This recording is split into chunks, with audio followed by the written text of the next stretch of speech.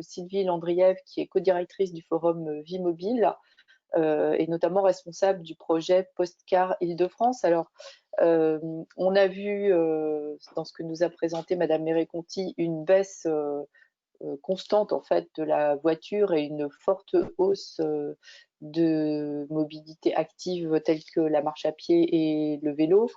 Mais vous, dans les études que vous avez menées, pour vous, tout n'est pas si simple, et en tout cas, tout n'est pas forcément le fruit d'une politique construite comment dire, de la mobilité en Île-de-France.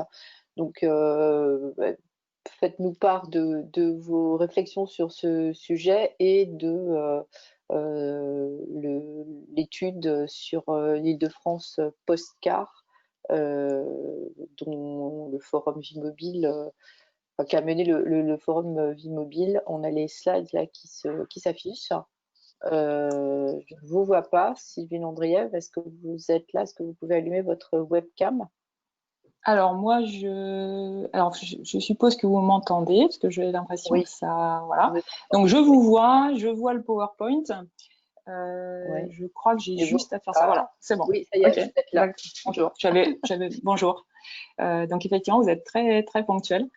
Donc merci pour cette introduction, et puis merci à l'ADEME de nous donner l'occasion en fait de présenter le projet, qui va amener à, je dirais, dont les résultats amènent un peu à challenger ce qu'on a entendu précédemment. Donc le projet qu'on a mené, qui s'appelle Postcar Île-de-France, d'une certaine façon, c'est trois questions. C'est pourquoi post, pourquoi l'après, pourquoi penser après maintenant. Car pourquoi focaliser notre projet sur la voiture, sachant qu'on est au Forum Vie Mobile, on est un institut de recherche spécialisé sur la mobilité. Et pourquoi avoir imaginé ce projet spécifiquement sur la région Île-de-France? Donc la question du projet de recherche, c'est: serait-il possible de se passer de voitures individuelles dans la région? Alors, deux mots sur la pertinence, on va dire, sociale et environnementale du projet. Pour nous, c'est très important. On considère effectivement qu'on ne mène des projets de recherche que si ils répondent à une question de société. Donc, de façon évidente, là, je m'adresse à un public complètement, je dirais, convaincu. Les transports, c'est un problème à résoudre important compte tenu des contraintes environnementales qui désormais sont connues. C'est 30% des émissions, et la place de la voiture là-dedans, c'est à peu près la moitié du problème. Et alors, on peut passer à la slide suivante. Effectivement, je suis désolée, c'est moi qui je dois penser à faire bouger les slides. Donc effectivement, donc voilà, c'était une image pour illustrer la question des émissions liées à la voiture et ses externalités. Alors, elles sont bien connues, je les rappelle quand même d'un mot. Au niveau global, les émissions, bien sûr, de CO2. Au niveau local, la pollution, la congestion, on en parle quand même toujours, en particulier en Île-de-France. L'occupation de l'espace, très importante. Et les coupures urbaines, qui font que il est quand même relativement difficile désormais pour les personnes qui ne sont pas en voiture, les piétons, en particulier les personnes âgées, les enfants, de tout simplement se mouvoir et profiter des espaces publics, que ce soit en ville ou à la campagne. Et bien sûr, les externalités négatives au niveau individuel, que ce soit l'accidentologie. Là aussi, c'est bien connu, et même si aujourd'hui elle est quand même en diminution constante. Mais un sujet qui monte, et qu'a rappelé Monsieur Errand tout à l'heure, la sédentarité, puisque une des particularités de tous les modes de transport motorisé, c'est que, en principe, je vais mettre de côté le métro quand il est bondé, on est véhiculé assis. Et donc c'est la sédentarité dans sa nouvelle acception, non pas par rapport au nomadisme, mais justement le fait d'être assis tout en étant en mouvement. Donc ce qui fait qu'on a régulièrement l'habitude, nous, de dire qu'on n'a jamais aussi peu bougé que depuis qu'on se déplace autant. Pertinence sociale. au sens où, depuis maintenant, on le voit dans les enquêtes qu'on mène depuis une dizaine d'années, les gens sont sensibles à la question environnementale, ils sont informés, ils savent pas forcément ce qu'il faut faire, comment faire, etc. Mais en tout cas, c'est un sujet qui a été mis sur la table depuis maintenant une quarantaine d'années au moins, et qui est connu. Pas forcément connu dans le détail, mais qui est connu. Ils savent quand même que la voiture est pointée du doigt. C'est Voilà, quand même le fait que tout le monde sait ça. Exactement. Ouais. Et donc d'un mot, donc je dirige le forum Vimobile, et notre sujet, de ce point de vue-là, on va dire qu'on a un espace commun avec l'ADEME. On essaye de contribuer à la réflexion sur la transition écologique et sociale, à la fois sans hésiter à penser des ruptures assez fondamentales, on va le voir, mais toujours dans une perspective de voir advenir des modes de vie désirés, au sens où on ne considère pas que ce qui existe actuellement est le fruit d'un désir, mais c'est le fruit d'un compromis avec un système sociotechnique qui s'est développé depuis, en particulier depuis la Deuxième Guerre mondiale. Alors peut-être la slide suivante. Merci. Alors deux mots peut-être pour dire comment le projet est né. Le projet est né finalement d'un défi qu'on a cherché à relever. Le directeur scientifique du Forum Vimobile, qui est Vincent Kaufmann, il est aussi directeur du laboratoire de sociologie de la mobilité à l'École polytechnique de Lausanne, et il est suisse. Et il nous a fait part un jour, donc il y a maintenant 3 ou 4 ans, je ne sais plus exactement, il nous a fait part d'un énorme projet monté en Suisse, qui mobilisait l'ensemble des laboratoires qui de près ou de loin s'intéressaient aux questions de transport et de mobilité, donc bien sûr le sien, mais pas que, à Zurich, à l'université, et puis le PFL aussi, et qui était financé par le Fonds national suisse, donc on va dire l'équivalent de notre CNRS, pour réfléchir à la question d'une Suisse sans voiture. Est-il possible de concevoir une Suisse sans voiture ? Donc nous, quand on l'a entendu, on s'est dit, oh là là, c'est quand même, on aimerait bien, nous aussi, réfléchir à ce sujet. Et puis, bon, comme on n'est pas si courageux que ça, on s'est dit, mais on va quand même essayer d'appliquer. Donc toute la France, ça nous semblait compliqué. On ne voyait pas trop comment faire. Donc on s'est dit, on va s'intéresser à un espace plus petit. Et puis comme on avait envie de réussir, on a pris l'espace qui nous semblait le plus susceptible, en fait, de pouvoir se passer de voiture. Et donc ça, c'est plutôt dans la ligne des résultats très optimistes, en fait, qui nous ont été fournis précédemment. Donc on s'est dit, voilà, on va réfléchir, on va mandater une équipe de recherche pour réfléchir à quelles seraient les conditions qui rendraient possible de se passer de voiture en Île-de-France, de voitures individuelles. Quand vous dites, le territoire le plus à même de s'en passer, c'est parce que l'offre en transport en commun est quand même de qualité. Alors tout à fait, en tout cas. Exactement, je vais le développer, vous avez tout à fait raison. Alors juste deux mots donc sur l'équipe de recherche qui a développé ce projet. Donc c'est essentiellement donc le laboratoire Géographicité avec Jean Debris, Juliette Mola, Sandrine Berroir et aussi le CNRS avec Arnaud Banos et Adrien Commange. Et puis la participation des étudiants de 2 ateliers, puisque le projet a été mené pendant 2 ans et a fait l'objet de plein de documents. Donc je ne reviendrai pas sur la méthode, mais vous pouvez accéder à tout sur notre site. Dans le lien s'affiche actuellement à l'écran. Et juste sachez qu'il y a une revue de littérature, une sorte d'état de l'art relativement conséquent, des modèles, une modélisation des flux en Île-de-France. Et puis aussi, comment les étudiants ont eu l'idée, ils ont été accompagnés par les enseignants, de développer un jeu sérieux, on va dire, de prospective territoriale, mais qui, finalement, a échappé, à la territorialisation telle que c'était imaginé au départ. Donc, alors là, je vais maintenant, donc slide suivante.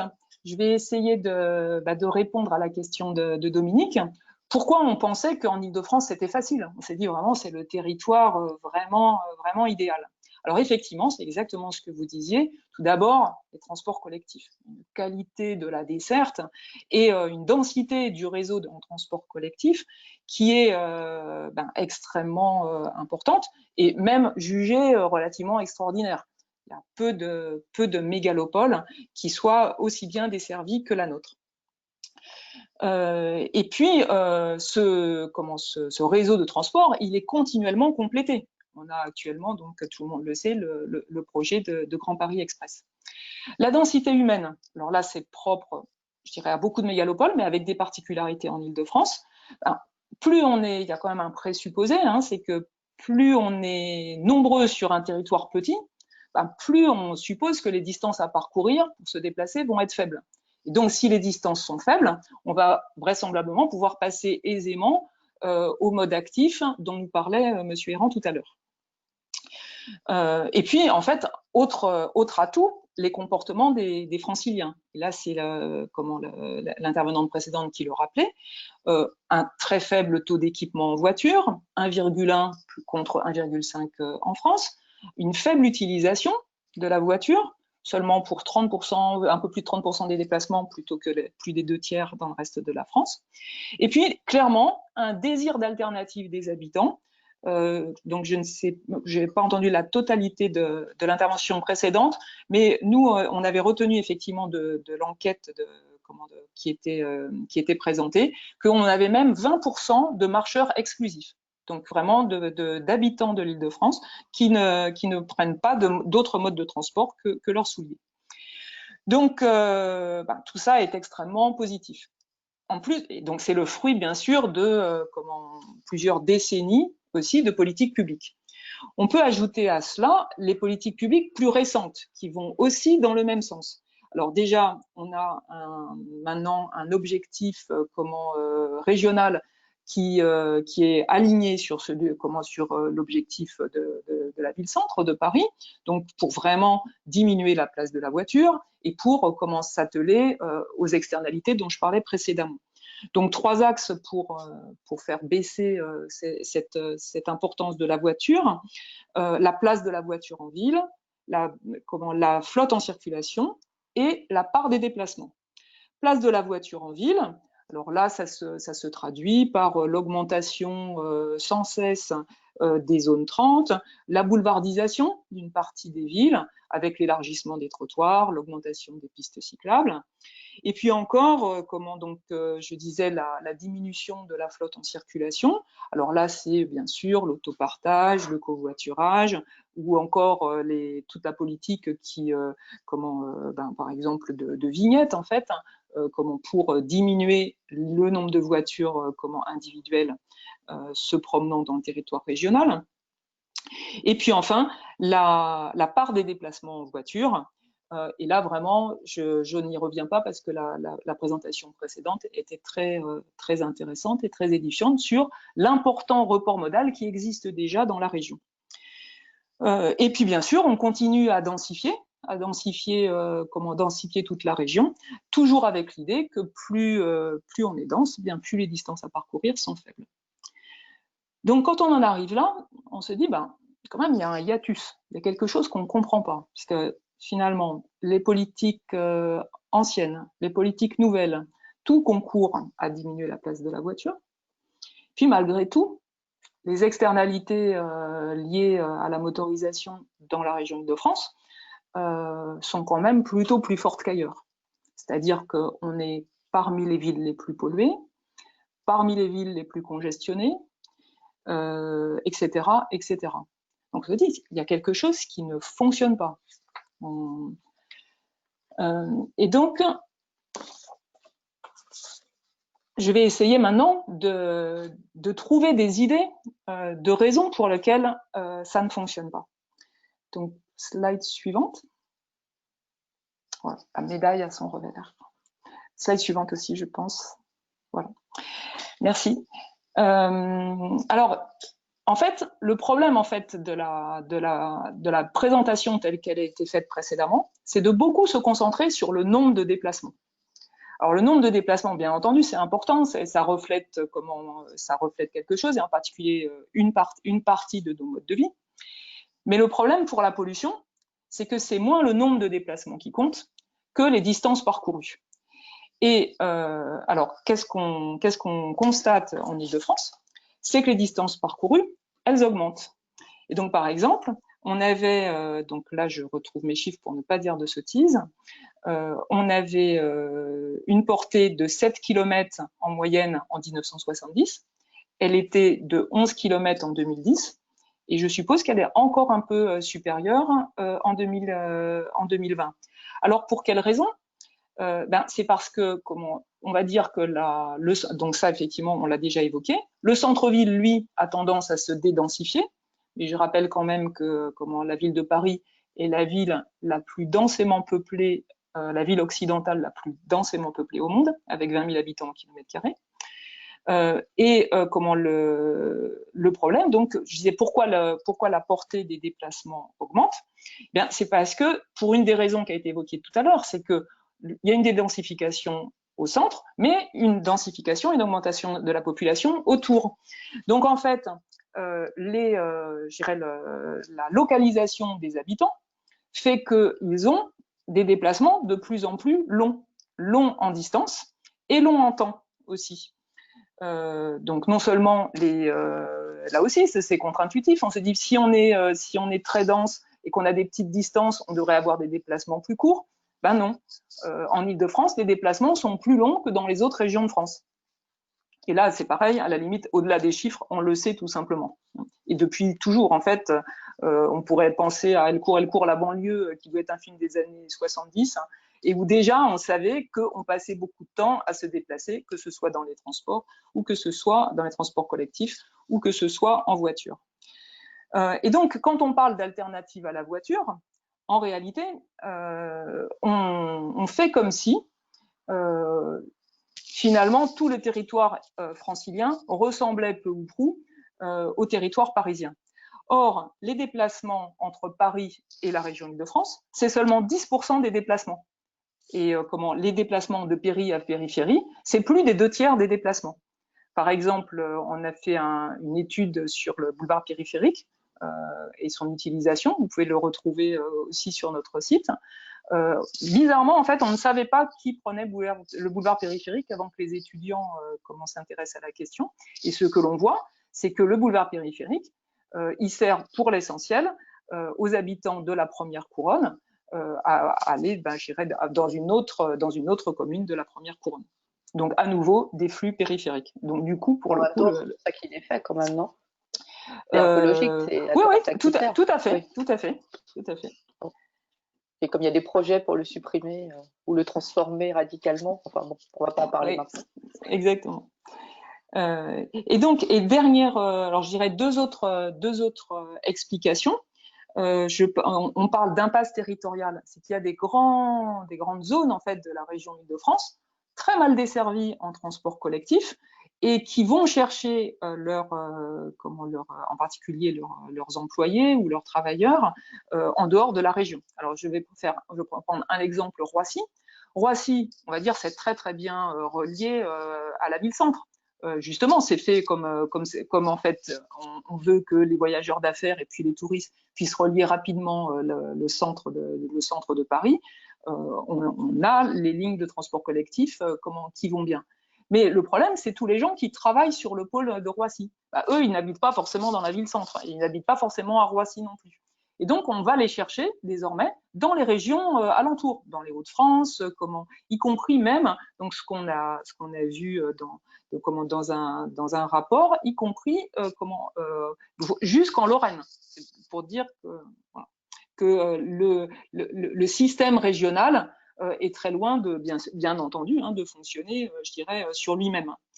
Et enfin, peut-être un autre élément, c'est l'évolution des modes de vie, alors qui a tendance lui aussi à augmenter les déplacements. Je vais prendre deux exemples, mais il y en aurait bien d'autres. Alors le fait qu'avec les familles recomposées, de plus en plus d'enfants ont 2 domiciles.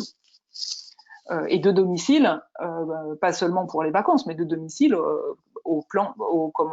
sur une temporalité quotidienne ou hebdomadaire.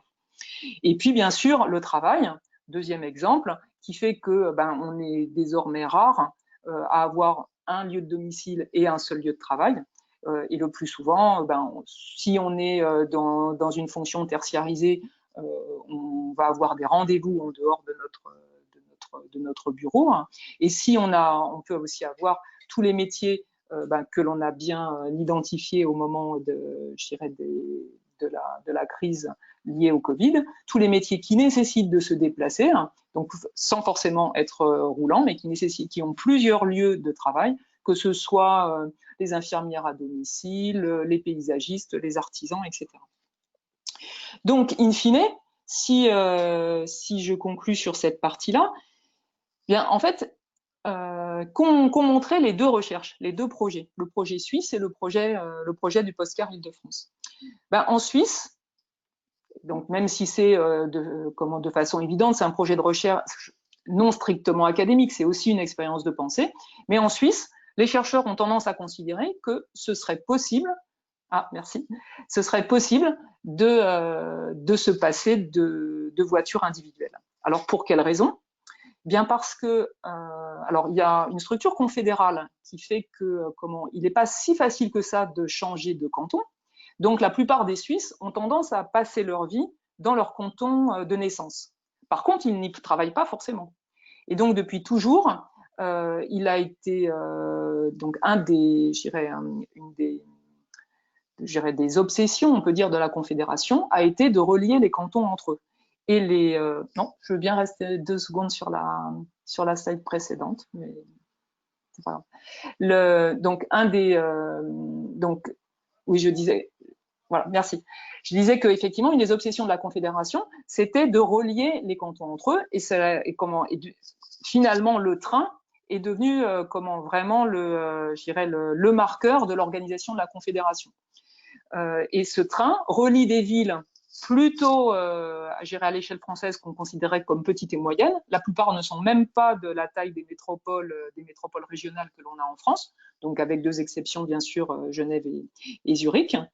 Et ils ont un système de rabattement vers les gares qui permet de les relier facilement, que ce soit bien sûr par la marche ou en vélo, mais ça c'est assez classique dans les pays comme la Suisse, les Pays-Bas et l'Allemagne, mais aussi avec un système de rabattement par car qui est opéré par carte postale, qui fonctionne à peu près avec une très très grande régularité et partout sur le territoire national. Et donc vous avez en fait en creux tout ce que l'on n'a pas en Île-de-France, en fait. C'est-à-dire, nous, on est organisé de façon qui reste radioconcentrique, avec l'idée qu'on a un seul et même bassin d'emploi. Et donc, le modèle qui a été imaginé par les chercheurs de Paris 1 a montré qu'on n'arrivait pas à se passer de voiture parce qu'il y a trop d'impasses territoriales, il y a trop de sous-ensembles de la région Île-de-France qui échappent complètement à l'organisation des transports collectifs tels qu'ils le sont actuellement. Et donc, la comparaison entre l'Île-de-France et la Suisse, en fait, c'est essentiellement l'héritage de notre passé, finalement. On part d'un point, le point de départ, il n'est pas du tout le même et c'est beaucoup plus compliqué, du coup, en Île-de-France, quand même. Exactement, tout à fait. Ouais. Mais disons que, alors, c'est exactement ce que vous dites, c'est effectivement alors, on peut toujours en faire référence au fait que la France, elle est centralisée, que la capitale, etc. Mais la question, c'est que il y a eu une petite tentative dans les années 80 de décentraliser et aussi de déconcentrer et d'envoyer une partie des emplois qui a été abandonnée. Et aujourd'hui, donc le poids de la métropole ne bouge pas. En gros, c'est environ 20% de la population française. Mais ça va être donc tout de suite la slide suivante.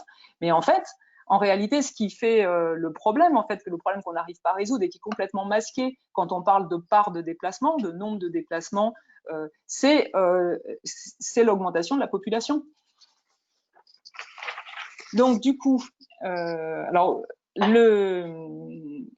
ce qui est sous-jacent et qui n'est pas dit en fait, quand on regarde juste on dit voilà il y a X% formidable, on a X% des déplacements qui se font en transport collectif et puis comme on va augmenter les transports collectifs, on aura donc à nouveau on va essayer d'augmenter cette part, mais en réalité le problème, c'est que on veut dans le même temps, en fait, il y a une hypothèse qui ne nous semble pas fonctionner, c'est qu'on fait l'hypothèse qu'on va parvenir à réduire les externalités liées à la voiture tout en augmentant la population et donc bien sûr sans diminuer le nombre de déplacements. Et sans diminuer quand je dis le nombre, c'est le volume de déplacement, c'est le nombre au global, c'est pas le nombre par personne, donc effectivement, c'est le volume global. Donc un exemple pour le Grand Paris Express, le Grand Paris Express, en fait, en particulier pour des raisons de rentabilisation, mais aussi par conviction que c'est très important d'être le plus gros possible, et si possible plus gros que Londres, puisque ça semble être une obsession très très importante.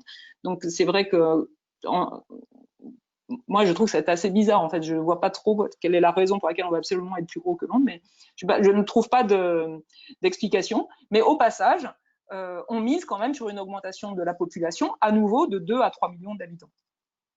Mais est-ce que dans le Grand Londres, ça fonctionne mieux qu'en Île-de-France, les transports? Est-ce que les nuisances liées à la voiture sont moins importantes? Est-ce qu'au moins il y a ça comme motivation, peut-être? Je ne sais pas, mais je poserai la question. Je trouve qu'effectivement, c'est une bonne question que je me pose aussi. Connaît-on une mégalopole fluide? Connaît-on une mégalopole sans externalité, sans pollution locale, sans congestion? Et c'est vrai que cette course à la taille qui s'accompagne d'une course à la densité, puisque, par exemple, si je reprends l'exemple du Grand Paris Express, l'idée est bien sûr de densifier toutes les zones qui sont autour des gares du Grand Paris Express. Et d'ailleurs, une remarque sur le nombre de déplacements, malgré tout, indépendamment de tout ce qui a été dit précédemment, en passant à 43 millions de déplacements dans l'enquête présentée juste avant, au lieu de 41 millions quelques années avant, la tendance à l'augmentation du volume de déplacement ne se dément pas. On continue à souhaiter augmenter globalement les déplacements. Donc, moi, j'attire l'attention sur la difficulté à mon avis, le problème à se satisfaire de se concentrer sur le nombre de déplacements par personne ou le nombre de déplacements dans tel mode au regard du nombre de déplacements dans tel autre, sans regarder le volume global de déplacements sur le territoire et sans regarder la portée globale en distance des déplacements. Donc finalement, revenir un peu à la base de ce qu'on connaît là-dessus. Et puis par ailleurs, donc deuxième problème qui fait que sans doute le scénario du post-car est impossible, c'est quand même l'incohérence aussi d'une partie des politiques publiques. Alors c'est pas pour viser spécifiquement qui que ce soit. Je pense que objectivement, le problème il est extrêmement difficile à résoudre, mais malgré tout, je disais tout à l'heure que au moins en termes d'affichage, les politiques étaient alignées. En pratique, quand même, la politique contre la voiture est très différente entre celle qui est menée dans Paris intramuros et celle qui est menée dans le reste de la région. Donc j'en veux pour preuve, par exemple, le débat qu'il y a eu concernant les voies sur berge, par exemple. Et je dirais que les deux positions se comprennent parce qu'en fait, chacun a des problèmes à résoudre et essaye de les résoudre à sa façon. Mais malgré tout, ce que ça montre, c'est que si on ne parvient pas si les élus ne parviennent pas à concevoir un système de mobilité globale, on va avoir quand même du mal à sortir du système actuel. Autre exemple, alors je vais juste regarder l'heure. De gouvernance qui est propre en fait à l'Île-de-France et très différente par exemple dans le Grand Londres. Exactement. Où il y a une seule et même autorité des transports, organisatrice de transport. Là, je pense qu'effectivement, je vous rejoins. Et puis, autre incohérence. Alors là, je vais viser, je dirais, aussi bien la ville que la région, à vouloir en fait faire changer, orienter les comportements des habitants. Alors que ça n'est qu'une partie des déplacements et une partie significative, mais on a bien sûr tout ce qui concerne les marchandises, tout ce qui concerne les flux interrégionaux. Il n'y a pas que les habitants qui se promènent en Île-de-France. Et le problème des enquêtes, c'est que les enquêtes, à chaque fois, elles n'interrogent que les habitants et pas les passants, pas ceux qui traversent le territoire. Et alors, bien sûr, le comble pour ceux qui viennent en Île-de-France, c'est les touristes. parce que pour le coup, la région Île-de-France, et alors en particulier Paris, c'est une destination touristique importante, alors même si effectivement c'est il y a une parenthèse depuis le mois de mars, mais donc il y a une sorte de, je dirais là à nouveau, de politique contradictoire, à vouloir à la fois que si possible le maximum d'habitants de l'Île-de-France prennent le vélo, marchent ou prennent les transports en collectif plutôt que la voiture, tout en essayant d'avoir le maximum de touristes possible qui, eux, vont atterrir à Roissy et contribuer très significativement à la pollution et aux particules fines dans la région. Donc, pour nous, en fait, le problème principal, c'est que on se fait croire que l'on va pouvoir réduire les externalités liées à la voiture en Île-de-France sans du tout toucher, et même, je dirais, en faisant une politique inverse, sans toucher à la question de la taille et de l'augmentation de la population et des déplacements. Et donc, alors peut-être quelques solutions ou quelques idées. Donc, on peut passer à la slide d'après. Merci. Donc, j'en donne 3 et bien entendu, c'est pour en discuter. Alors, tout d'abord, on se dit que malgré tout, il faut prendre en compte les aspirations des franciliens. Alors, je sais que l'IAU a demandé à Normal Sup de contredire un peu ce que je vais dire là, mais je suis prête à en discuter et à maintenir la position. La moitié des franciliens désirent quitter l'Île-de-France. C'est ça que l'IAU va démontrer. Alors eux, en fait, je vais ils ne démontent pas ça, mais ce qu'ils disent, c'est que finalement, c'est pas important puisqu'ils restent, en fait. Ah, voilà. D'accord. Voilà. Donc, un francilien sur 2 souhaite en partir, et 84% des cadres, donc là, c'est pas une étude du Forum Vie Mobile, c'était une étude de cadre emploi. Et la raison, c'est la mauvaise qualité de vie qui est liée au stress, à l'exiguïté des logements, et bien sûr, à la question environnementale. Donc, nous, on se dit que pour réussir la transition écologique, il faut s'appuyer sur les aspirations des gens. Et sans savoir quel est le seuil idéal de densité, le seuil idéal des villes dans lesquelles il fait bon vivre, il est sûr que les villes qui sont plébiscitées quand on demande aux habitants où ils aimeraient vivre, c'est des villes comme Nantes, et l'Île-de-France est toujours rejetée par une partie significative des habitants. Donc, peut-être qu'il faut se poser quand même la question de savoir si ça continue d'être une bonne idée de densifier et de croître. Deuxième chose, peut-être que la solution low-tech par excellence, c'est le sans-tech, et donc favoriser l'évitement des déplacements inutiles, polluants, inefficaces. Alors de ce point de vue-là, le télétravail est à la fois assez ambivalent, mais l'expérience du confinement a été très intéressante.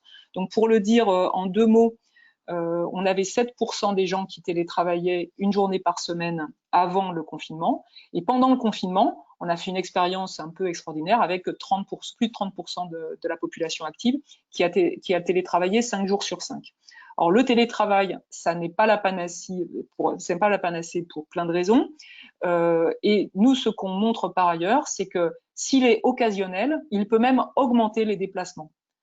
Soit parce que ça permet d'habiter plus loin, soit aussi parce que on va réinvestir du temps de déplacement lié au travail dans les autres temps de déplacement.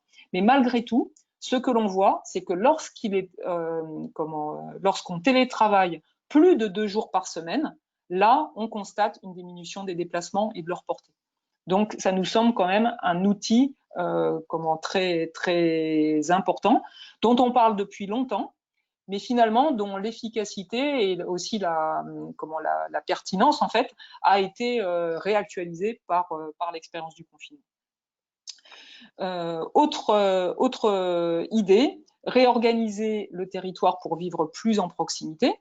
Et donc ça signifie entre autres, donc essayer vraiment de penser le polycentrisme en Île-de-France et arrêter d'imaginer que l'Île-de-France doit être un grand et unique bassin d'emploi dans lequel chaque habitant, quel que soit l'endroit où il habite, doit pouvoir relier aisément le plus rapidement possible tout autre endroit de l'Île-de-France. Parce que quand on fait ça, d'ailleurs on fait ça depuis déjà pas mal de temps, bien finalement, on continue d'augmenter les déplacements, la pollution, la congestion, etc. Et puis, alors peut-être la proposition la plus radicale, dédensifier la mégalopole. Alors je sais que c'est pas forcément ce qui je pense que personne ne porte pour l'instant cette proposition, mais je la mets quand même dans le débat, sachant que je reviens au télétravail, il peut être un outil d'aménagement du territoire et en faveur d'autres espaces que l'Île-de-France. Et en particulier répondre aux aspirations d'une partie de la population francilienne. Comme il nous reste 5 minutes et qu'il y a quelques questions, et moi j'aurais voulu, et je pense à un lien direct avec la dédensification, que vous nous disiez un mot du concept de biorégion qui est porté par l'Institut Momentum et le Forum Vie Mobile, si j'ai bien compris, qui était quand même qui est une piste, certes à l'heure actuelle assez utopiste, enfin, qui semble utopiste aujourd'hui, de effectivement résoudre notamment ce problème des transports. Est-ce que vous pouvez essayer de nous faire un résumé rapide de ce que ce sont que les biorégions? Alors pour le dire d'un mot, en fait, la biorégion, c'est l'idée de. Alors à nouveau là, peut-être que l'expérience du Covid et du confinement lui donne une actualité encore plus grande, mais c'est l'idée d'essayer plutôt que de ne pas se soucier des niveaux de dépendance des territoires, essayer le plus possible d'identifier quelle est la zone de relative autonomie que l'on peut avoir sur un territoire, en particulier sur les 3 dimensions qui permettent de résister au choc, c'est-à-dire l'autonomie alimentaire, l'autonomie énergétique et l'autonomie sanitaire. Donc après, une fois qu'on a dit ça, ça pose plein de questions, mais disons qu'en un mot, c'est ce que je dirais. Et effectivement, les chercheurs de Momentum ont essayé de l'appliquer à l'Île-de-France et sont arrivés à l'idée qu'il faudrait la splitter en 8 biorégions. Bon, j'incite les gens qui nous regardent, si ça les intéresse, qui veulent en savoir plus, à aller voir justement sur le site de l'Institut Momentum. C'est là où on peut voir le plus d'informations sur ce que c'est que le concept de biorégion. Tout à fait. Et leur projet vient d'être édité par Wild Project. Parfait, merci beaucoup. Si vous en avez à peu près terminé, Sylvie Landriève, je vais vous poser quelques questions qui ont surgi pendant votre présentation. Une question, enfin c'est plus un commentaire qu'une question, qui disait la mobilité, ça n'est pas que pour la ville, quid de la campagne? Alors, donc je ne sais pas trop combien de temps, on dispose. 4 voilà. minutes pour alors, question. Donc alors c'est tout à fait juste, bien sûr, c'est pas que c'est la question de la densité. En fait, d'une certaine façon, il y a un lien, je dirais, consubstantiel entre déplacement, mobilité, densité urbaine, desserte des territoires, organisation des territoires. Donc ça, et donc on aurait du mal à démêler quelle est la poule et quel est l'œuf, mais disons que le transport façonne le territoire et le territoire façonne aussi les systèmes de mobilité. Ce qu'on peut, je vais vous renvoyer, c'est pas du tout pour botter en touche, mais en fait le sénateur Jacquin, justement constatant que la loi d'orientation des mobilités finalement s'intéressait pas tellement aux campagnes, et s'intéressait plutôt en tout cas aux métropoles et puis aux communautés d'agglomération, a été chargé en fait de faire un rapport spécifique là-dessus sur la mobilité dans les espaces, donc nous ce qu'on a appelé les grands espaces et non pas les espaces peu denses, pour montrer qu'ils pouvaient être, parce qu'ils sont déjà des espaces au moins en partie attractifs. Et sur le site du Sénat, vous pouvez, il y a à peu près toutes les interventions, toutes les auditions sont accessibles. Donc il y a beaucoup de réflexions sur les espaces, sur les grands espaces et comment un système de mobilité peut les innerver. Merci beaucoup. Deuxième question, quid du numérique pour optimiser les déplacements? Vous n'avez pas de chance parce que c'est toujours des questions qui mériteraient 1 heure de réponse chacune, je pense, mais bon, vous allez vous en sortir très bien. Donc, est-ce que le numérique peut aider? Le numérique, alors peut-être je fais deux remarques. D'une part, j'ai parlé du télétravail. C'est évident que sans numérique, sans couverture numérique, dans une zone blanche, c'est le télétravail, ça ne va pas de soi. Donc oui, le numérique, ça peut structurer le système d'organisation du territoire et de mobilité du futur, c'est évident. Après, jusqu'ici, et alors c'est pour ça que c'est peut-être une notion trop englobante, mais disons que jusqu'ici, l'utilisation de tout ce qui est, tout ce qui peut, toutes les technologies qui peuvent permettre de faire des choses à distance n'est pas venue diminuer le nombre de déplacements. Parce qu'au départ, il y avait un peu cette idée, c'est un peu comme le hiatus dont je parlais pour l'Île-de-France, il y avait cette idée que si le numérique se développait, on se déplacerait moins. En fait, ça n'a pas été le cas. Donc, c'est à penser vraiment dans la perspective de l'évitement des déplacements, si on se met dans notre perspective. Alors justement, il y avait une autre question sur le télétravail, enfin qui était encore là plutôt un commentaire. Le télétravail dans les tiers-lieux a beaucoup d'avantages. Alors oui, tout à fait. Ouais, je suis d'accord. Voilà. Alors, dernière question.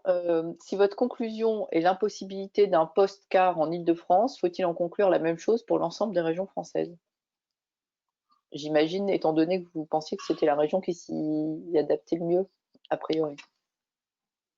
En tout cas, effectivement, je dirais qu'on n'a pas tiré le fil, on n'a peut-être pas osé, hein, mais oui, je pense qu'effectivement, on ne voit pas d'avenir sans voiture individuelle actuellement, parce qu'on ne voit pas de tournant non plus on n'a même pas l'impression qu'on va dans le bon sens, en fait. Bon. C'est un peu contradictoire avec la présentation précédente quand même sur la baisse du... Mais on a bien compris qu'en fait, les parts modales de la voiture baissaient, mais le gâteau, pour parler comme les enfants, la taille du gâteau grossit. Donc, voilà. Mais par exemple, pour revenir aux grands espaces, hein, il y a pas mal d'interventions, par exemple, sur le covoiturage. Donc, oui, bien sûr, le covoiturage, c'est formidable. Mais c'est extrêmement peu de déplacements. Ça concerne extrêmement peu de gens. Pour l'instant, c'est une goutte d'eau. Si je prends le vélo, c'est évident. Il y a vraiment on a fait une enquête en fait dont on a publié les résultats en début d'année qui montre que il y a des choses qui peuvent rendre optimistes. On sait que 30% des gens, des Français, arrivent à déployer l'ensemble de leur programme d'activité, c'est-à-dire au quotidien, le travail, les loisirs, l'accompagnement des enfants, à 9 km de chez eux. Donc on se dit, il y a une zone de pertinence pour le vélo évidente. Donc il y a vraiment les politiques publiques peuvent faire quelque chose. C'est pas la première fois que les politiques publiques sont interpellées depuis ce matin et peut-être pas la dernière non plus. Merci beaucoup Sylvie Landriève pour cette présentation très intéressante.